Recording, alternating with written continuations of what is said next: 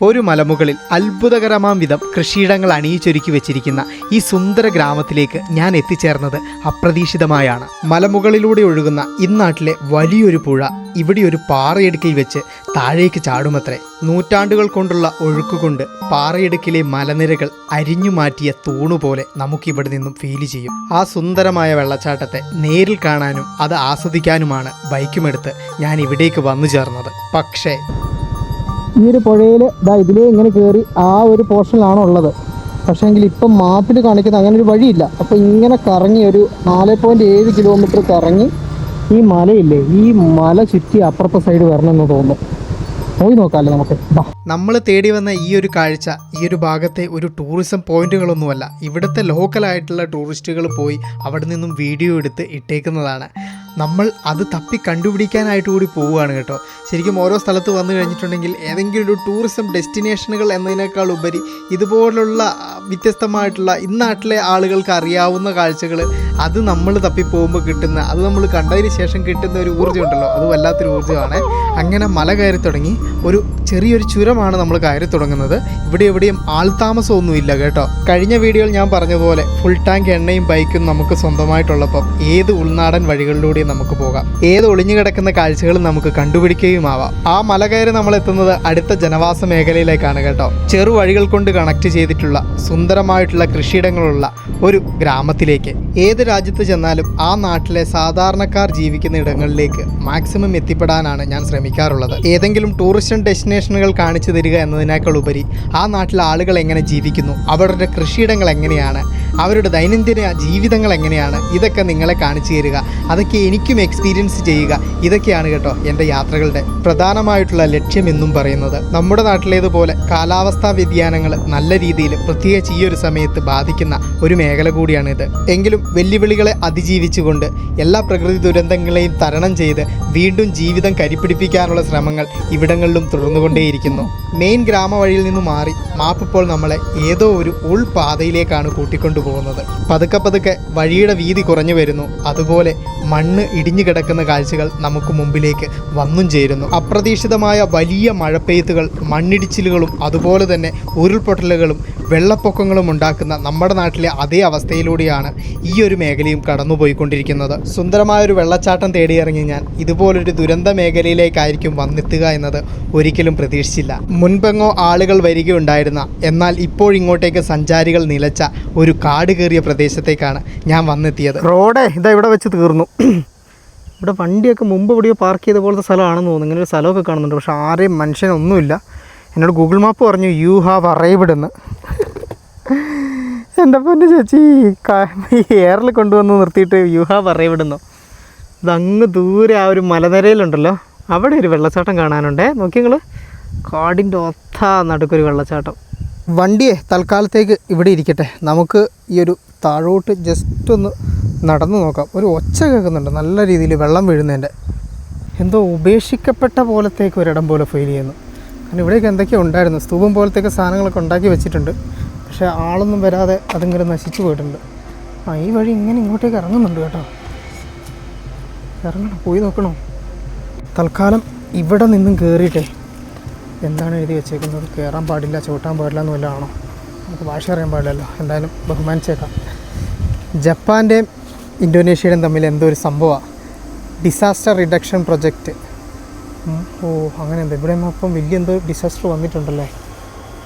എന്തായാലും ഇവിടെ നിന്നുള്ള വ്യൂ എന്താണെന്നുള്ളത് നോക്കാമല്ലോ. താഴത്തേക്ക് മൊത്തം പുല്ലാണല്ലോ. നല്ല ആ വെള്ളം വീഴുന്ന സൗണ്ട് കേൾക്കാറുണ്ട് കേട്ടോ. ഇവിടെ നിന്ന് എവിടുന്നു ആ വെള്ളം ചാടുന്നത്, ആ ഭാഗത്ത. ഇതിലെ ഒരു നടവഴിയെല്ലാം കാണുന്നുണ്ട്. ഇതാ നടപ്പാത നടന്നു പോകുന്നു. പക്ഷെ അങ്ങനെ അധികം ആൾക്കാരൊന്നും ചവിട്ടിയ വഴിയല്ല. കാരണമൊന്നുമില്ല, ആൾക്കാർ ചവിട്ടിയിട്ടുണ്ടെന്ന് തോന്നല്ലോ. ഇവിടെ നിന്ന് പുല്ല് മുളച്ചിട്ടില്ലല്ലോ. പക്ഷേങ്കിൽ ഇവിടെയൊക്കെ പുല്ലുണ്ട്. നമുക്ക് എന്താ ചെയ്യണ്ടേ? അവിടെ നിന്ന് ഇങ്ങനെ വെള്ളം അങ്ങോട്ടേക്ക് ചാടുന്നുണ്ട് കേട്ടോ. പക്ഷെ അതല്ല സംഭവം. നമുക്ക് വണ്ടി എടുത്ത് ഇവിടം വരെ കൊണ്ടുവന്ന് ഈ സൈഡിലൂടെയും വെക്കാം. അവിടെ കുറച്ച് ഓപ്പൺ പ്ലേസാണ്, അത് നല്ലതല്ല. എന്നിട്ട് താഴോട്ടേക്ക് ഒന്ന് ഇറങ്ങി നടന്നു നോക്കാം. എന്തായാലും കുറേ നാളത്തേക്ക് അടച്ച സ്ഥലമൊന്നും അല്ലെന്ന് തോന്നുന്നു. പോയി നോക്കാം എന്തായാലും. വണ്ടി ഞാനേ ഈ നടപ്പാതയുടെ ഇവിടെ കൊണ്ടുവന്ന് വെച്ചേ. എന്താണെന്ന് വെച്ചിട്ടുണ്ടെങ്കിൽ ഇനിയിപ്പോൾ ആരെങ്കിലും വന്നു കഴിഞ്ഞാലും ഞാൻ ഇതിലെയാണ് ഇറങ്ങിപ്പോയതെന്നുള്ളത് മനസ്സിലാവുമല്ലോ. അതിന് വേണ്ടിയിട്ട് മാത്രമല്ല, പിന്നെ ആളുകളുടെ ഒന്നും കണ്ടിലധികം പെടാതെ വണ്ടിയെടുത്ത് വെക്കാൻ വേണ്ടിയിട്ടാണ് ഇങ്ങോട്ട് വന്നത്. എന്നാലും ഇങ്ങനെ ഒരു സ്റ്റെപ്പ് താഴത്തേക്ക് ഇറങ്ങി പോകുന്ന സ്ഥിതിക്ക് സംതിങ് എന്തെങ്കിലും ഉണ്ടാവണം. അല്ലാണ്ട് പിന്നെ ഇങ്ങനെ ഒരു സ്റ്റെപ്പ് താഴത്തേക്ക് വിടേണ്ട ആവശ്യം ഇവർക്ക് ഇല്ലല്ലോ. പോയി നോക്കാം എന്തായാലും. ഇങ്ങനെയൊക്കെയാണ് നമ്മൾ ഓരോ സാധനങ്ങൾ കണ്ടുപിടിക്കുന്നത്. പക്ഷെ അധികം ആൾക്കാർ അങ്ങനെ വരുന്നൊരു സ്ഥലമല്ല കേട്ടോ. കണ്ടോ, ഇവിടെയൊക്കെ പുല്ല് മറിഞ്ഞ് നിറഞ്ഞിട്ടുള്ള എന്താണെന്നുള്ളത് ഇന്ന് അറിഞ്ഞിട്ടേ ബാക്കി കാര്യമുള്ളൂ. ഒരു അങ്ങ് വരെ പോകുന്നുണ്ട് കേട്ടോ. പിന്നെ ഉണ്ടല്ലോ വേറൊരു കാര്യം എന്താണെന്ന് വെച്ചാൽ, ഈ ഒരു പുഴ അത്രയ്ക്ക് നല്ല പുഴയല്ല. നോക്കി നിങ്ങൾ, മൊത്തം കല്ല്, ഈ ഉരുള് പൊട്ടിയതിന് ശേഷം കിടക്കൂലേ അതുപോലെയുള്ള പുഴയെ. എനിക്ക് തോന്നുന്നത് വെള്ളപ്പൊക്കങ്ങൾ അങ്ങനെയുള്ള പരിപാടിയൊക്കെ അധികമുള്ളൊരു പുഴയാണ് ഇതെന്ന് തോന്നുന്നു. അതിൻ്റെ ഒരു ഡിസാസ്റ്റർ കൺട്രോൾ ചെയ്യാൻ വേണ്ടി ആയിരിക്കണം മേ ബി ഇവിടെ ജപ്പാനുമായിട്ട് കൈകോർത്ത് ഇവർ ഈ തട്ടൊക്കെ ഉണ്ടാക്കി വെച്ചേക്കുന്നത്. ഇവിടെ നിന്ന് ആ വാഴയുടെ ഇടയിൽ കൂടി കണ്ടങ്ങൾ വലിയൊരു ചാട്ടം, ഈ ഒരു പുഴ അങ്ങോട്ടേക്ക് എടുത്ത് ചാടുന്ന ചാട്ടം നമുക്ക് ഇവിടുന്ന് കാണാൻ പറ്റുന്നുണ്ട് കേട്ടോ. ഓ നൈസ്. ഇതിൻ്റെ താഴെ നിന്നുള്ള വ്യൂ ആണ് നമുക്ക് വേണ്ടത്. കുറേ സ്ഥലത്ത് വഴി സ്റ്റെപ്പൊക്കെ പോയി കേട്ടോ, എന്നാലും കുറച്ചധികം സ്ഥലത്തുണ്ട്. എന്നാലും ഇതെന്താ പോലെ ഇവർ അടച്ചു വെച്ചതിന് കാരണം എന്തായിരിക്കും? ഇത് ഇവിടുത്തെ ഈ ഒരു തൂണൊക്കെ പോയിട്ടുണ്ട്. മേ ബി വെള്ളം വന്ന് കൊണ്ടുപോയതായിരിക്കും അല്ലേ? അങ്ങനെ എന്തെങ്കിലും അപകടം നടന്നതിന് ശേഷം അടച്ചതായിരിക്കും. വെള്ളപ്പൊക്ക ഡിസാസ്റ്റർ. അവിടെ ഇവിടെ ബോർഡൊന്നും ഞാൻ കണ്ടില്ല, പോകാൻ പാടില്ല എന്നുള്ളത്. പിന്നെ ആരും വിലക്കിയില്ല, അതുകൊണ്ട് പിന്നെ ഞാൻ അങ്ങോട്ട് പോവുക. മൊത്തത്തിലൊരു അപകട ഭീതി കേട്ടോ. എനിക്കും ഒരു സുഖമൊന്നും തോന്നില്ല, ഒരു നെഗറ്റിവിറ്റി ഫീലിങ്. എല്ലാം മുടിഞ്ഞു നുറുങ്ങി പോയ ഒരു ഫീലൊക്കെ ഉണ്ട്. പിന്നെ ഒരു ധൈര്യം എന്താണെന്ന് വെച്ചിട്ടുണ്ടെങ്കിൽ, ഇതിവിടുത്തെ ഒരു മഴക്കാലമൊന്നുമല്ല, മഴ സീസണല്ല. അതുകൊണ്ട് തന്നെ പെട്ടെന്നൊരു വെള്ളപ്പൊക്കമൊന്നും ഇവിടെ ഉണ്ടാവില്ല. വിശ്വസിക്കാൻ ഓരോരോ കാരണങ്ങൾ അല്ലേ. നമ്മൾ നേരെ വന്നിറങ്ങുന്നത് ഒരു ടാങ്ക് പോലത്തെ എന്തോ സംഭവമാണെന്ന് തോന്നുന്നു. ഇവിടെ ഉണ്ടല്ലോ ഈ ഒരു സൈഡ് ഭിത്തി പോലെയൊക്കെ കെട്ടിവെച്ചിട്ടുണ്ട്. ഇതുണ്ടെങ്കിൽ അവിടെയല്ല. ഇതെല്ലാം ഇവർ ഈ ഒരു മലയടക്കം ഇടിഞ്ഞു പോകാണ്ടിരിക്കാൻ വേണ്ടി ചെയ്ത പരിപാടിയാണ്. അപ്പം അതുകൊണ്ടാണ് ഈ ഒരു സഹായ ഹസ്തമുള്ളത് ജപ്പാനുമായി ചേർന്ന്. അവർ തന്നെ വെള്ളപ്പൊക്കത്തിനെ എതിരിടുന്ന എന്തോ ഒരു ടെക്നോളജിയാണ് ഈ കാണുന്ന ബ്രിഡ്ജ് പോലത്തെ ഈ സാധനം. നൈസ്. അത് കഴിഞ്ഞിട്ട് ഈ ഒരു പുഴ ഇതാ നല്ല രീതിക്ക് താഴോട്ടേക്ക് ചാടുന്നുണ്ട്. ഓ ഇതുണ്ടോ ആ ഒരു പോർഷൻ. അമ്മേ, അവിടെ ഒരാൾ തൂങ്ങിക്കിടക്കുന്ന പോലത്തെ ഒരു നോക്കി മനുഷ്യൻ പഠിപ്പിക്കാൻ വേണ്ടിയിട്ട്. ഇതിൻ്റെ താഴത്തെ ആ ഒരു പോർഷനാണ് ഞാൻ പറഞ്ഞ വലിയ വെള്ളച്ചാട്ടേ. പക്ഷെ അതിൻ്റെയൊക്കെ എത്തണമെങ്കിൽ ആ താഴെ കൂടി തന്നെ വരണം. ഇവിടെ നിന്നും ഇത്രേ വരാൻ പറ്റുള്ളൂ, അധികം പോകാൻ പറ്റില്ല. നൈസ്, കൊള്ളാം.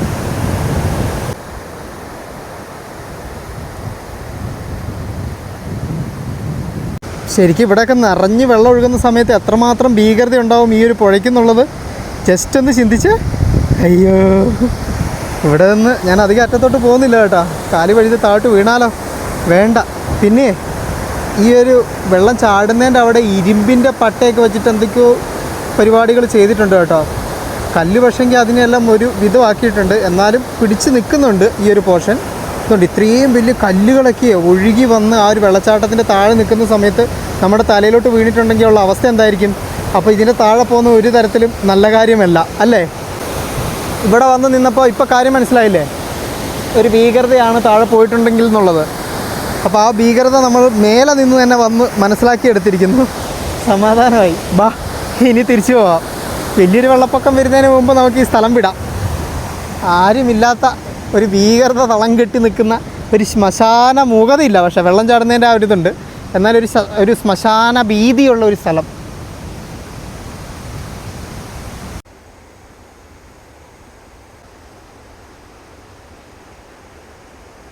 തിരിച്ച് കയറി വരുമ്പോഴേ നമ്മുടെ വണ്ടി ഇവിടെ ഉണ്ടാവും എന്നുള്ളതായിരുന്നു എൻ്റെ പേടി. ആ പേടിയൊന്നും വേണ്ട, ആരും വന്നിട്ടില്ല. എൻ്റെ അമ്മ തിരിച്ചു കയറി എൻ്റെ ഊപ്പാടിളകി. മുമ്പെങ്ങോ ആൾതാമസം ഉണ്ടായിരുന്നു, പക്ഷേ ഇപ്പോഴില്ല. അവരുടെ കൃഷിയിടങ്ങളൊക്കെ ഇപ്പോഴും നമുക്കിവിടെ കാണാൻ കേട്ടോ. ആളുകൾ ഒഴിഞ്ഞു പോയൊരു സ്ഥലമാണ്. ഇവിടെ ഇപ്പോൾ പ്രധാനമായിട്ടും മേളിൽ നിന്നുള്ള വെള്ളപ്പൊക്കങ്ങളുടെ മുന്നറിയിപ്പ് കൊടുക്കാനുള്ള സംവിധാനങ്ങളൊക്കെ സ്ഥാപിച്ചിട്ടുണ്ട് കേട്ടോ. മുകളിൽ എന്തെങ്കിലും വെള്ളപ്പൊക്കമൊക്കെ വരുന്നുണ്ടെങ്കിൽ അതിൻ്റെ സംവിധാനങ്ങൾ താഴെയുള്ള ജനവാസ മേഖലകളെ അറിയിക്കാനുള്ള ആൻറ്റിനകളും അതിൻ്റെ എന്തൊക്കെയോ കമ്മ്യൂണിക്കേഷൻ സാധനങ്ങളൊക്കെ ഇവിടെ കണക്ട് ചെയ്തിട്ടുണ്ട്. ഞാൻ വീണ്ടും ഒരു മല കയറി തുടങ്ങുകയാണ്. അപ്പോൾ വീണ്ടും നമുക്കിത് കൃഷിയിടങ്ങളൊക്കെ കാണാം. തക്കാളിയൊക്കെ ഉണ്ട്. തക്കാളിക്ക് ഇടവിളയായിട്ട് ഇത് കണ്ടോ, നല്ല ചുവന്ന മുളക്, അതും ഇവരിവിടെ കൃഷി ചെയ്യുന്നുണ്ട്. എല്ലാ തരത്തിലുള്ള കൃഷിയും നല്ല രീതിക്ക് ഇവിടെ പിടിക്കുന്നുണ്ട് കേട്ടോ.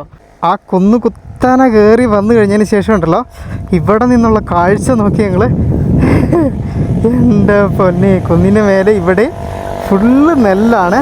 ആ ഒരു ഭാഗത്ത് നമ്മൾ നേരത്തെ കണ്ട തക്കാളിയുടെയും അതുപോലെ തന്നെ മുളകിൻ്റെയും കൃഷിയില്ലേ, ആ ഒരു കൃഷിയിടങ്ങളും കാണുന്നുണ്ട് കേട്ടോ. എന്നാ രസമല്ലേ ശരിക്കും ഈ ഒരു സ്ഥലങ്ങളൊക്കെ കാണാനായിട്ട്. കൃഷി ചെയ്യുന്നതും അതിൻ്റെ ഒരിത്, പക്ഷെ ആ കൃഷി ചെയ്തിരിക്കുന്ന രീതി കാണാൻ വേറൊരു ഭംഗിയാണ്. ഇതിൻ്റെ സൈഡിൽ കൂടി ഇതാ ആ ഒരു വെള്ളം, കൃഷിക്ക് വേണ്ട വെള്ളമൊക്കെ ഇങ്ങനെ സൈഡ് വഴി ഒഴുകി പോകുന്നുണ്ട് കേട്ടോ. ഈ ഗ്രാമവഴികളുടെ കാഴ്ചകളും ഇതിൻ്റെ ഉൾക്കാഴ്ചകളൊക്കെ ഉണ്ടല്ലോ, ഒരിക്കലും നമുക്കൊരു ടൂറിസം മേഖലയിലേക്കൊന്നും പോയിട്ടുണ്ടെങ്കിൽ കാണാൻ പറ്റില്ല. അപ്പം അതുകൊണ്ട് തന്നെ ഇതുപോലുള്ള ബൈക്ക് റൈഡുകൾ ഇങ്ങനെയുള്ള ഗ്രാമമേഖലകളിലേക്ക് ഞാൻ തുടരേണ്ടതുണ്ടോ, അതോ ടൂറിസം മേഖലകൾ മാത്രമാണ് കാണിക്കേണ്ടതെന്നുള്ളത് നിങ്ങളൊന്ന് കമൻറ്റിൽ പറയണം കേട്ടോ. നിങ്ങളുടെ അഭിപ്രായങ്ങളൊക്കെ ഇടയ്ക്ക് അറിയുന്നത് എനിക്കും വളരെ സന്തോഷകരമായിട്ടുള്ള കാര്യങ്ങളാണ്. അതിനനുസരിച്ച് എനിക്ക് എൻ്റെ യാത്രകൾ പ്ലാൻ ചെയ്യാമല്ലോ. നമ്മളുണ്ടല്ലോ ആ മല കയറി നേരെ എത്തുന്നത് ഇതുപോലെ ഒരു പരന്ന മേഖലയിലേക്കാണ്. പിന്നെ വന്ന് നിൽക്കുന്ന വഴി ഇത് കണ്ടോ നിങ്ങൾ, നേരെ അങ്ങ് അപ്പുറമായിട്ട് മലനിരയാണ് കാണുന്നത്, അതിൻ്റെ താഴെയും കൃഷി മേഖല. ഇത് ഞാൻ പ്രത്യേകിച്ച് പറയണ്ടല്ലോ, ഫുള്ള് കൃഷി തന്നെയാണ് ഇനി അങ്ങോട്ടേക്ക് കേട്ടോ. ഒരു മലയോര ഗ്രാമത്തിന് ഇത്രമാത്രം ഭംഗിയൊക്കെ ഉണ്ട് എന്നുള്ളത് ഇവിടെയൊക്കെ വരുമ്പോഴാണ് നമുക്ക് മനസ്സിലാവുന്നത്. അവിടെ ആ വീട്ടിലുണ്ടല്ലോ എന്തോ ഒരു ഫംഗ്ഷൻ ഉണ്ട്, അന്നേരം ഇപ്പോൾ ഒരു റോഡിലാണ് കേട്ടോ പന്തലിട്ടേക്കുന്നത്. നിങ്ങൾക്കറിയാവുന്ന പോലെ ഇന്നാട്ടുകാരുടെ പ്രധാനപ്പെട്ട ഭക്ഷണം നെല്ലാണ്. അതുകൊണ്ട് തന്നെ എല്ലാ കിട്ടുന്ന സ്ഥലത്തും ഇവർ നെൽപ്പാടങ്ങൾ ഉണ്ടാക്കിയിട്ടിട്ടുണ്ട് കേട്ടോ. നമ്മുടെ നാട്ടിലെ പോലെ കൃഷിയിടങ്ങളും നെൽപ്പാടങ്ങളൊക്കെ നികത്തി അതിന് മേലെ വീട് വെച്ചിട്ട് പിന്നെ ആന്ധ്രയിൽ നിന്നും തമിഴ്നാട്ടിൽ നിന്നും അരി വാങ്ങാനുള്ള ഓപ്ഷൻ നമ്മളെപ്പോലെ ഇവർക്കില്ല കേട്ടോ. ഇവർക്ക് വേണ്ടതൊക്കെ ഈ ദ്വീപിൽ തന്നെ ഇവർ കൃഷി ചെയ്ത് എടുക്കേണ്ടതുണ്ട്. കഥ പറഞ്ഞ് ഞാൻ ഏതോ ഉൾഗ്രാമ മേഖലയിലേക്ക് എത്തിയിട്ടുണ്ട്. വണ്ടിയിൽ പെട്രോൾ ഉണ്ട് എന്നുള്ളതാണ് തിരിച്ചു പോകാനുള്ള എൻ്റെ ഒരേ ഒരു ധൈര്യം എന്ന് പറയുന്നത്. ഇനി മുതലുള്ള നമ്മുടെ യാത്രകൾ ഇതുപോലെ തന്നെ പ്ലാൻ ചെയ്താലോ. ഒരു നാട്ടിൽ ചെല്ലുന്നു, അവിടെ നിന്ന് ഒരു ബൈക്ക് റെൻറ്റിനെടുക്കുന്നു, ചുറ്റും ലോക്കലുള്ള സ്ഥലങ്ങൾ കറങ്ങുന്നു, അടുത്ത നാട്ടിലേക്ക് പോകുന്നു, അവിടെ നിന്ന് വീണ്ടും റെൻറ്റിനെടുക്കുന്നു. പെട്ടെന്ന് തന്നെ ഒരു ഗ്രൂപ്പ് ഓഫ് ബൈക്കേഴ്സ് നമ്മളുടെ മുമ്പിലേക്ക് വന്നു പെട്ടു കേട്ടോ. ഇപ്പോൾ പോയ അവരെ ക്യാമ്പിങ്ങിനുള്ള സെറ്റപ്പൊക്കെ ആയിട്ട് പോയത്, അവർ വഴി തെറ്റി നേരെ അങ്ങടാണ് പോയത്. ഇതിവിടെ ബോർഡുണ്ട്, 5 സംതിങ്. ഇവിടെ ഒരു ലേക്കുണ്ട്, നല്ല ബ്യൂട്ടിഫുൾ ആയിട്ടുള്ള ലേക്കാണ്. പക്ഷേ ലേക്കിലോട്ട് പോകണമെങ്കിൽ വലിയ ട്രെക്കിംഗ് ഉണ്ട്. പക്ഷെ അത് നമുക്കെന്തോ അതിൻ്റെ അടുത്ത് വരെ എന്തോ ദൂരെ നിന്നോ മലയുടെ മേലെ ഒന്നും എന്തോ കാണാൻ പറ്റും തോന്നുന്നുണ്ട്. ഗൂഗിൾ മാപ്പിൽ അങ്ങനെയൊക്കെ കാണിക്കുന്നുണ്ട്, പോയി നോക്കാം നമുക്ക് എന്തായാലും. ഒന്നും നോക്കിയില്ല, വീണ്ടും അടുത്ത മലകൾ കയറി തുടങ്ങി കേട്ടോ. ഇവിടെയൊക്കെ മണ്ണിടിച്ചിൽ കുറയ്ക്കാനായിട്ട് ഈ ഒരു സൈഡിലെ ആ ഒരു വെള്ളം ഒഴുകുന്ന പാത കണ്ടെങ്കിൽ അത് കോൺക്രീറ്റ് ചെയ്ത് ഈ മഴക്കാലത്തിന് മുമ്പായിട്ട് ക്ലീൻ ചെയ്ത് വെക്കുന്ന പരിപാടിയൊക്കെ ഉണ്ട് കേട്ടോ. അതുകൊണ്ട് തന്നെ മണ്ണിലേക്ക് വെള്ളം കൊത്തി ഇറങ്ങത്തില്ല, മണ്ണിടിച്ചിലുണ്ടാവത്തുമില്ല. അവിടെ നിന്ന് ആ ഒരു മല കയറി ഇങ്ങോട്ടേക്ക് വരുമ്പോൾ ഉണ്ടല്ലോ, ശരിക്കും നമുക്ക് ഈ ഒരു ഭാഗം കണ്ടാൽ അറിയാം കേട്ടോ. നമ്മുടെ ഹിമാലയൻ റേഞ്ചസ് ഒക്കെ ഇല്ലേ, അതൊക്കെ പോലെ തന്നെ അത്യാവശ്യം എന്താ പറയുക ഡേഞ്ചറായിട്ടുള്ളൊരു മലനിരയാണ് ഇത്. എപ്പോൾ വേണേലും ഇടിഞ്ഞ് വീഴാവുന്ന, പെട്ടെന്ന് അങ്ങോട്ട് കുഴിക്കാനോ അങ്ങനെ അതൊന്നും പാടില്ലാത്തൊരു മല. കാരണം ഉരുളം കല്ലുകളാണ് അധികം ഉള്ളത്. അവിടെ എല്ലാം കണ്ടോ പല സ്ഥലങ്ങളിലും മല ഇടിഞ്ഞേക്കുന്ന കാഴ്ചയൊക്കെ നമുക്ക് കാണാൻ കേട്ടോ. അപ്പം അതുകൊണ്ട് തന്നെ കുറച്ച് റിസ്ക്കിയാണ് ഈ ഒരു മേഖലയിലെ താമസം എന്ന് പറയുന്നത്, പ്രത്യേകിച്ച് മഴക്കാല സമയങ്ങളിൽ. വീണ്ടും മല കയറി ഞാൻ വന്നെത്തിപ്പെട്ടത് ഇവിടേക്കാണ് കേട്ടോ. എൻ്റെ പൊന്നേ, ഞാൻ ചില ചൈനീസ് വ്ലോഗുകളിലും സിനിമകളിലൊക്കെ കണ്ടിട്ടുള്ള തരത്തിലുള്ള ഭൂപ്രകൃതിയുള്ള കൃഷിയിടങ്ങളുള്ള ഒരു സ്ഥലം കേട്ടോ. കൃഷിയിടത്തിന് നടുക്കേ കൂടി സുന്ദരമായിട്ടുള്ള ഒരു കോൺക്രീറ്റ് പാതയാണ് കേട്ടോ, അതിങ്ങനെ കടന്നു പോകുന്നുണ്ട്. ഇതിലൂടെ നമുക്ക് നല്ല ഈ കാഴ്ചകളും കണ്ട് ഇവിടുത്തെ കാറ്റൊക്കെ കൊണ്ട് ഈ സുന്ദരമായിട്ടുള്ള പ്രകൃതിയെ അങ്ങോട്ട് എന്താ പറയുക ഫീൽ ചെയ്ത് വണ്ടി ഓടിക്കാം കേട്ടോ. സുന്ദരമായിട്ടുള്ള യാത്ര. അടുത്ത ഒരു സ്റ്റെപ്പ് കയറി പിന്നീട് കാണുന്ന കാഴ്ചയുണ്ടല്ലോ, ഇതാണ് കേട്ടോ. എനിക്ക് ഈ ഇന്തോനേഷ്യയിൽ വന്നതിന് ശേഷമാണ് കൃഷിയിടങ്ങൾ ഇത്ര ഭംഗിയോടെയും ഉണ്ടാക്കി എടുക്കാം എന്നുള്ളൊരു കാര്യം മനസ്സിലായത് കേട്ടോ. നമ്മുടെ നാട്ടിലൊക്കെ കൃഷിയിടങ്ങളുണ്ട്, പക്ഷേങ്കിൽ ഇതുപോലൊരു ഭംഗി ആ ഒരു കൃഷി സ്ഥലങ്ങൾക്കൊക്കെ ഉണ്ടോ? ഒന്ന് ചിന്തിച്ച് നോക്കി നിങ്ങൾ, ഒന്ന് ആലോചിച്ച് നോക്കി. ഞാനിപ്പം വന്ന വഴിയാണ് കേട്ടോ ആ ഒരു കോൺക്രീറ്റ് വഴി കാണുന്നത്. ശരിക്കും ഉണ്ടല്ലോ, അത് ഈ ഒരു ചൈനീസ് വംശജരായിട്ടുള്ള ആളുകളുടെ ഒരു പ്രത്യേകമായിട്ടുള്ളൊരിതാണ്. എന്ത് സാധനവും നല്ല ഭംഗിയിൽ ഉണ്ടാക്കിയെടുക്കുക, അതും പരിമിതമായിട്ടുള്ള സൗകര്യങ്ങളൊക്കെ ഉപയോഗിച്ചെന്നുള്ളത്. അതാണ് ഇവിടുത്തെ ഒരു പ്രത്യേകത. ഇവിടെ കാണാൻ വേണ്ടിയിട്ട് ക്യാമ്പിങ്ങിനൊക്കെ ആയിട്ട് വന്ന ആൾക്കാരാണെന്ന് തോന്നുന്നു, പുറത്ത് സ്ഥലത്തു നിന്നുള്ളത്. അവരൊക്കെ ഇങ്ങനെ നടന്നു പോകുന്നുണ്ട്. ഹലോ. അതുകൂടാതെ സ്റ്റുഡൻസ് ആണ് എന്ന് തോന്നുന്നു, അവരെല്ലാം ഇവിടെ നിന്നും വരുന്നുണ്ട് കേട്ടോ. ഇവരൊരു ഗ്രൂപ്പായിട്ട് തന്നെ വരുന്നതാണ്. ഇതെന്തോ ഒരു അവക്കാടയാണെന്ന് തോന്നുന്നു, അവക്കാട പൂത്ത് വെക്കുന്നത് കാണാൻ വേണ്ടിയിട്ടും നല്ല രസമുണ്ട്. ഇതിൻ്റെ സൈഡ് ഭാഗം മതിലൊക്കെ കല്ലുകൊണ്ട് കെട്ടിയേക്കുന്നത് കാണാൻ നല്ല ഭംഗിയുണ്ട്. ഹായ് അപ്പാ കബർ. ഓക്കേ, ഇവരെല്ലാവരും ഉണ്ടല്ലോ ജോഗ്രഫി സ്റ്റുഡൻസ് ആണ്. ഹായ്. അപ്പം ഇവരെന്തിനാണ് ഇവിടെ വന്നതെന്ന് വെച്ചിട്ടുണ്ടെങ്കിൽ സ്റ്റഡി പർപ്പസ് ആണ്. For studying geography. Okay, good good good. ഭാഷ ഇന്തോനേഷ്യ തീത ഇംഗ്ലീഷ് യെസ്. ഇങ്ങനെ ഇവരിങ്ങനെ നമ്മളുടെ എന്താ പറയുക, ഈ ഒരു നമ്മുടെ കോളേജുകളിലും ഉണ്ടെന്ന് തോന്നുന്നല്ലേ ഇങ്ങനെയുള്ള സ്റ്റഡി കാര്യങ്ങൾ. ഞങ്ങൾ പഠിച്ച സമയത്ത് ഞങ്ങൾ പോയിട്ടുണ്ടായിരുന്നത് BSNL ഓഫീസിലായിരുന്നു കേട്ടോ. നമ്മുടെ എഞ്ചിനീയറിംഗ് ആണ്, അപ്പോൾ അത് വ്യത്യാസമുണ്ട്. ജോഗ്രഫി ആകുമ്പോൾ ഇതുപോലുള്ള ജോഗ്രഫിക്കൽ സ്പെഷ്യാലിറ്റി ഉള്ള സ്ഥലങ്ങൾ. Voice contact another team. ഇതിൻ്റെ മേലെ വേറെ ടീം ഉണ്ട്, അപ്പോൾ അവർ ഇത് വയർലെസ് വഴി ഇവരെ കോണ്ടാക്ട് ചെയ്യുന്നുണ്ട് കേട്ടോ. നൈസ്. യൂണിവേഴ്സിറ്റി നഗ്രി മക്കാസർ, അതാണ് ഇവരുടെ കോളേജ് കേട്ടോ. Nice. All the best. Bye bye. അവരുടെ കൂടെ നിന്ന് ഒരു ഫോട്ടോസൊക്കെ എടുത്തു. അത് കഴിഞ്ഞിട്ട് ഈ ഒരു ഭാഗത്തോട്ട് നോക്കി ഞങ്ങൾ. ഇത് ജസ്റ്റ് ഇവരുടെ സാധനങ്ങളൊക്കെ വെക്കുന്ന ആ കൃഷിയിടത്തിന് നടുക്കുള്ള ഒരു വീട്. ആ വീടൊക്കെ എത്ര കാവ്യാത്മകമായിട്ടാണ് ഉണ്ടാക്കിയേക്കുന്നത് നോക്കി ഞങ്ങൾ. അതിൻ്റെ ഫ്രണ്ടിലത്തെ ആ ഒരു നീല ടാർപ്പ് എനിക്ക് ഇഷ്ടപ്പെട്ടിട്ടില്ല. ബാക്കി ആ മരത്തിൻ്റെ ഇതും അതുപോലെ തന്നെ കുറച്ച് അപ്പുറമായിട്ട് അവിടെ നോക്കിക്കോ, അവിടെയും ഉണ്ട് ഇതുപോലത്തെ കൃഷിയിടത്തിന് നടുക്കുള്ള സാധനങ്ങളൊക്കെ വെക്കാനുള്ള ഹൗസ് കേട്ടോ. ഇവിടെ ഈ ഒരു ഓപ്പോസിറ്റായിട്ടുള്ള മലനിരകൾ കണ്ടോ, അതിൻ്റെ അകത്തുനിന്നും പല രീതിയിലുള്ള വെള്ളച്ചാട്ടങ്ങൾ അവിടെ ഇവിടെ നിന്നൊക്കെ ആയിട്ട് വീഴുന്നുണ്ട്. മേലോട്ടേക്ക് വരുമ്പോഴത്തേക്കും മരങ്ങൾ കുറഞ്ഞിട്ട് ഫുള്ള് പുല്ലാണ് കേട്ടോ. ഇൻഡസ്ട്രിയൽ വിസിറ്റ് പോലെ ജോഗ്രഫിക്കൽ പ്രത്യേകതയുള്ള സ്ഥലങ്ങൾ വിസിറ്റ് ചെയ്യുന്ന college students, university students. Nice. നമ്മുടെ നാട്ടിലും യൂണിവേഴ്സിറ്റികളിലൊക്കെ ഈ പരിപാടിയൊക്കെ ഉണ്ട് കേട്ടോ. കുറച്ച് കഴിഞ്ഞപ്പോഴത്തേക്ക് ഇവിടെ കൃഷിയുള്ള ഒരു ചേട്ടൻ വന്നു. അപ്പോൾ പുള്ളിക്കാരനോട് ഞാൻ ഇവിടുത്തെ കാര്യങ്ങൾ ആംഗ്യ ഭാഷയിലൊക്കെ ചോദിച്ചു. ഇവിടെ ട്രാൻസ്ലേറ്ററൊന്നും ഇടാൻ നെറ്റ്വർക്കൊന്നും ഇല്ല. അപ്പോൾ പുള്ളിക്കാരൻ എന്നോട് പറഞ്ഞു ഇവിടെ മേലെ ഭാഗത്ത് ഒരു ട്രെക്കിംഗ് കൊണ്ടുതരാം. ഞാൻ നേരത്തെ കാണിച്ച ആ ലേക്കില്ലേ, ആ ലേക്ക്. അപ്പോൾ അവിടേക്ക് പോകാൻ വേണ്ടിയിട്ടാണ് പ്രധാനമായിട്ടും ടൂറിസ്റ്റുകളായിട്ടുള്ള ആളുകൾ വന്നത്. എന്നോട് അതിനാണോ വന്നതെന്ന് ചോദിച്ചു. ഞാൻ പറഞ്ഞു അങ്ങനെയല്ല, ഞാൻ ഈ നാട് കാണാനായിട്ട് മാത്രമായിട്ട് വന്നതാണെന്നാണ് കേട്ടോ പറഞ്ഞത്. പോകുന്ന ആൾക്കാരുണ്ടല്ലോ, ഇതുപോലത്തെ ബേസ് ക്യാമ്പുകളുണ്ടാവും കേട്ടോ. അപ്പോൾ ആ ക്യാമ്പുകളിൽ കൊണ്ടുപോയി വണ്ടി വെച്ച് അവിടെ നിന്ന് ബാഗൊക്കെ ആയിട്ട് പോവേ. നമുക്ക് ക്യാമ്പും ഇല്ല, വണ്ടി പോട്ടെ, ലഗേജും ഇല്ല, സാധനങ്ങളൊന്നുമില്ല.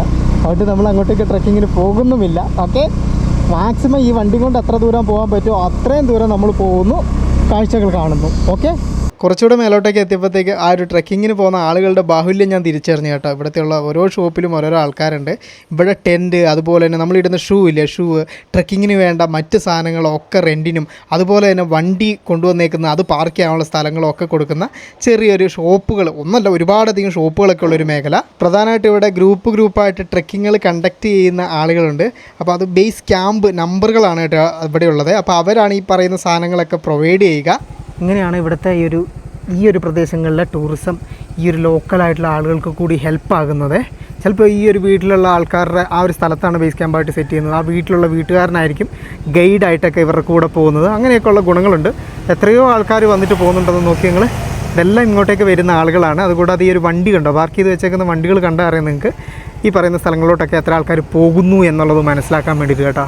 വലിയ എക്സ്പെൻസീവും അല്ല യാത്രകളൊന്നും.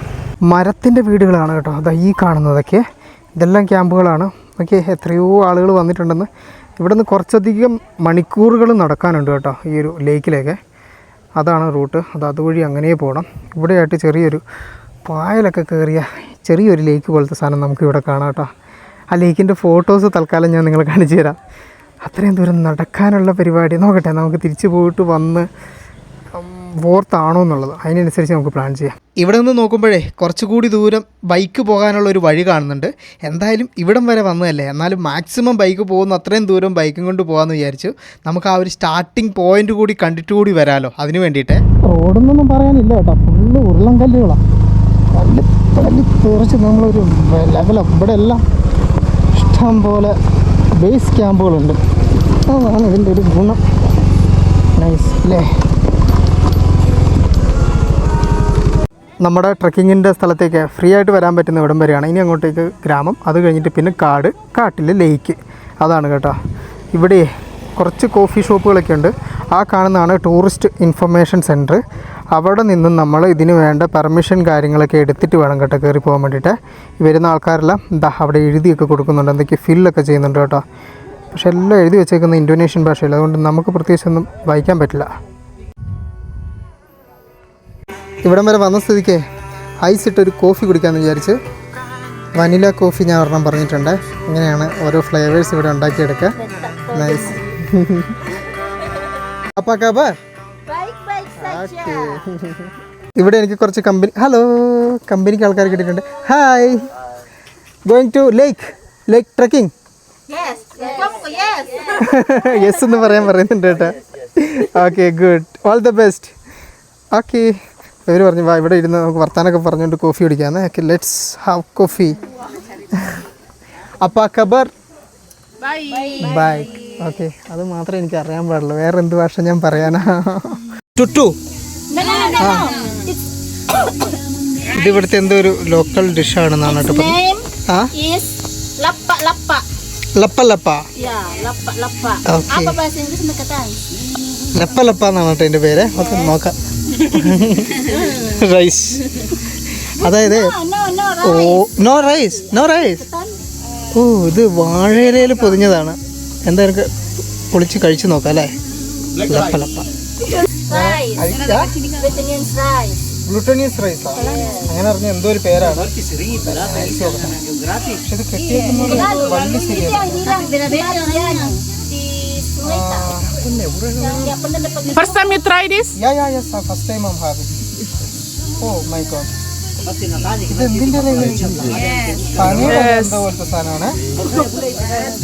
Okay, black rice. Yes. കറുത്ത അരി. Nice. You must try. Good. നമ്മുടെ ചോറ് തന്നെ, പക്ഷെ നമ്മുടെ പുട്ടില്ലേ, പുട്ടിൻ്റെ ഒക്കെ ഒരു ടേസ്റ്റ്. പുട്ട് കുറച്ചും കൂടി സ്റ്റിക്കി ആയിട്ടുണ്ടെങ്കിലുള്ളൊരു ടേസ്റ്റ് കേട്ടോ.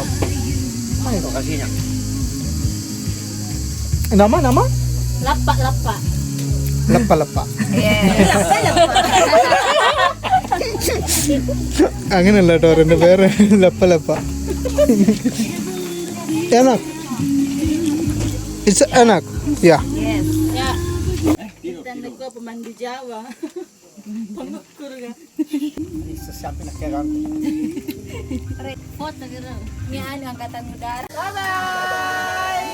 See you. Bye. Okay, nice to meet you too. Okay. Okay, thanks for the coffee and that nama. Kopi hoi. ലപ്പ. ആ സാധനം എനിക്കുണ്ടല്ലോ ടേസ്റ്റ് ചെയ്യാൻ വേണ്ടിയിട്ട് തന്നെയാണ് കേട്ടോ. ഇവിടെ വെക്കുന്നതാണ്, എന്നോട് പൈസ വാങ്ങിയിട്ടില്ല. നമ Kopi hoi. My name Pooji. Okay, thank you. Bye. ലേക്കിലെ ട്രക്കിംഗ് കഴിഞ്ഞിട്ട് പല ആളുകളും നടന്നു വരുന്നുണ്ട്. ഇവിടെ ഉണ്ടല്ലോ നമുക്ക് സോളോ ട്രക്കിങ്ങിന് പോകാൻ പറ്റത്തില്ല, ആരെങ്കിലും കൂടെ വേണം, അല്ലെങ്കിൽ ഗൈഡ് ഉണ്ടാവണം. അങ്ങനെ ഒരു പരിപാടിയുണ്ട്. പിന്നെ ഉണ്ടല്ലോ അത് നോക്കി നിങ്ങൾ, ഇവിടെ ഈ ഒരു മൗണ്ടനിൽ ഓടുന്ന വണ്ടിയാണ് കേട്ടോ. നല്ല രീതിയിൽ മോഡിഫൈ ഒക്കെ ചെയ്ത് വലിയ ടയറൊക്കെ സെറ്റാക്കിയിട്ട് കൊള്ളാം അല്ലേ. നൈസ് ഉണ്ട്. നോക്കി എത്രമാത്രം ആളുകളാണ് ഇപ്പോൾ വീണ്ടും കയറി പോകുന്നതെന്നുള്ളത്. ഇവരെല്ലാം ഇവിടെ വന്ന് ഈ ഒരു എൻട്രിക്ക് വേണ്ടിയിട്ട് വെയിറ്റ് ചെയ്യുന്നതാണ് കേട്ടോ.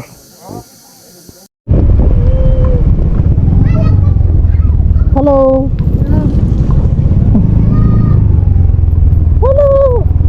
പോകുമ്പോൾ കൈവീശി വിളിച്ച് നമ്മളോട് വിഷ് ചെയ്യുന്ന ആളുകളോടൊക്കെ വർത്താനമൊക്കെ പറഞ്ഞ് ഞാൻ വീണ്ടും തിരിച്ച് മലയിറങ്ങി തുടങ്ങി. നമ്മൾ നേരത്തെ കണ്ട ആ ഒരു കൃഷിയിടങ്ങളുടെ അങ്ങോട്ടേക്കൊക്കെ വന്നെത്തി. പതുക്കെ ആ സുന്ദരമായിട്ടുള്ള സ്ഥലങ്ങളൊക്കെ പിന്നിലായി തുടങ്ങി. ഇനി ജീവിതത്തിൽ എപ്പോഴെങ്കിലും ഈ ഒരു ഭാഗങ്ങളൊക്കെ കാണാൻ പറ്റുമെന്നോ ഇവിടേക്ക് വരാൻ പറ്റുമോ എന്നൊന്നും അറിയില്ല. അപ്രതീക്ഷിതമായിട്ട് നമുക്ക് മുമ്പിലേക്ക് വന്ന അതിസുന്ദരമായിട്ടുള്ള ഒരു അനുഭവമായിരുന്നു കേട്ടോ ഇന്നത്തെ ദിവസം ഉണ്ടായിരുന്നത്. ഇതുപോലെ മുൻകൂട്ടി ഒന്നും പ്ലാൻ ചെയ്യാതെ ഇങ്ങനൊരു ബൈക്കും എടുത്തിറങ്ങി മുമ്പിൽ വരുന്ന കാഴ്ചകൾ തപ്പിപ്പിടിക്കാൻ വേണ്ടിയിട്ടുള്ള ഈ ഒരു യാത്ര നിങ്ങൾക്കും ഇഷ്ടമാണോ? നമ്മൾ നേരത്തെ കണ്ട ആ ഒരു കോളേജ് കുട്ടികളുടെ രണ്ടാമത്തെ ഗ്രൂപ്പ് അവർ നടന്നു പോകുന്ന കാഴ്ച നമുക്കിതാ പോകുന്ന വഴിയിൽ കാണാം. ശരിക്കും ഈ ഒരു കോളേജ് പഠനകാലത്ത് ഇതുപോലുള്ള സ്ഥലങ്ങളിലേക്ക് സ്റ്റഡി പർപ്പസിൻ്റെയൊക്കെ ഭാഗമായിട്ട് ഇങ്ങനെ യാത്രകൾ വരുന്നതും വ്യത്യസ്തമായിട്ടുള്ളൊരു അനുഭവമായിരിക്കും അല്ലേ. ഇന്നാട്ടിലെ ചെറുപ്പക്കാരായിട്ടുള്ള കുട്ടികൾ എന്തെങ്കിലും അവധി ദിവസമൊക്കെ കിട്ടിക്കഴിഞ്ഞിട്ടുണ്ടെങ്കിൽ ഇവിടങ്ങളിൽ പ്രധാനമായിട്ടും ചെയ്യാറുള്ളത് ഇതുപോലുള്ള സുന്ദരമായിട്ടുള്ള സ്ഥലങ്ങളിലേക്ക് ട്രെക്കിംഗ് പോലുള്ള അഡ്വഞ്ചർ ആക്ടിവിറ്റികളൊക്കെ നടത്തി ദിവസം ആഘോഷിക്കുവാനാണ് കേട്ടോ. ഒരു തരത്തിൽ അത് നല്ലതാണ്. വെറുതെ ഇരിക്കുന്ന മനസ്സ് സാത്താൻ്റെ പണിപ്പുരയാണ് എന്നാണല്ലോ പറയാറ്. നമ്മുടെ നാട്ടിലെ കുട്ടികൾക്ക് എൻജോയ് ചെയ്യാൻ മറ്റു മാർഗ്ഗങ്ങളൊന്നും ഇല്ലാത്ത കിട്ടാത്തത് കൊണ്ടൊക്കെ തന്നെയാണ് അവർ ഇതുപോലുള്ള മയക്കുമരുന്നുകളുടെയും മറ്റും പിറകെ പോകുന്നത്. അതിലും നല്ല എൻജോയ്മെൻറ്റുകൾ നമുക്ക് പ്രകൃതിയിൽ തന്നെ ഉണ്ട് എന്ന് തിരിച്ചറിഞ്ഞാൽ അവരെന്തായാലും തിരിച്ച് നല്ല ലോകത്തേക്ക് വന്നെത്തും. ഈ ഭൂമിയിലെ ഏറ്റവും നല്ല ലഹരി എന്ന് പറയുന്നത് നമ്മളുടെ പ്രകൃതിയാണ്. ഈ പ്രകൃതിയിലേക്ക് ഇറങ്ങിയാൽ നമുക്ക് കിട്ടാവുന്നത്ര സന്തോഷം മറ്റൊരു രാസലഹരിക്കും തരാനാവില്ല. വരും തലമുറകളെ പ്രകൃതിയുമായി അടുപ്പിക്കുന്ന തരത്തിലുള്ള സിലബസുകൾ നമ്മളുടെ സ്കൂളുകളിൽ ഉണ്ടാവട്ടെ. കുട്ടികൾ ചെറുപ്പത്തിലെ തന്നെ പ്രകൃതിയുമായി ഇടപഴകി ജീവിക്കാനുള്ള അന്തരീക്ഷം എങ്ങും ഉണ്ടാകട്ടെ. ഇന്നത്തെ ദിവസത്തിൻ്റെ വൈകുന്നേരം അങ്ങനെ പതുക്കെ വന്നെത്തി, വെളിച്ചമൊക്കെ പോയി തുടങ്ങി. ഇനിയിപ്പോൾ നമുക്ക് മറ്റ് സ്ഥലങ്ങളിൽ കറങ്ങാനുള്ള സമയമില്ല. നേരെ മലമുകളിലുള്ള നമ്മളുടെ ആ ഒരു ഹോം സ്റ്റേ ഇല്ലേ, അവിടേക്ക് പോകണം. നാളെ അതിരാവിലെ എണീറ്റ് ഈ നാടിനോട് ബൈ പറഞ്ഞ് നമ്മൾ ഈ ദ്വീപിൻ്റെ മറ്റൊരു സ്ഥലത്തേക്ക് പോവുകയാണ് കേട്ടോ. നമ്മളാരും ഇതിനു മുമ്പ് കണ്ടിട്ടും കേട്ടിട്ടും പോലും ഇല്ലാത്ത പ്രത്യേക തരത്തിലുള്ള ജീവിതം ജീവിച്ചു തീർക്കുന്ന ഒരു കൂട്ടം മനുഷ്യരെ കാണാൻ അവരുടെ ഗ്രാമം തേടി കേട്ടോ. ആദ്യമായി അവരെ പറ്റി കേട്ടപ്പോൾ എൻ്റെ മനസ്സിൽ വലിയൊരു അത്ഭുതമാണ് ഉണ്ടായത്. കാരണം ഇന്നത്തെ ഈ ഒരു ആധുനിക ലോകത്ത് ഇങ്ങനെയും മനുഷ്യർക്ക് ജീവിക്കാനാകുമോ എന്നുള്ള അത്ഭുതം. പതുക്കെ ആകാശം മഴമേഘങ്ങൾ കൊണ്ട് മൂടി തുടങ്ങി, ചെറിയ രീതിയിൽ മഴ പെയ്തും തുടങ്ങി കേട്ടോ. എന്തായാലും നമ്മളുടെ ടൈമിങ്ങുകളൊക്കെ കറക്റ്റാണ്.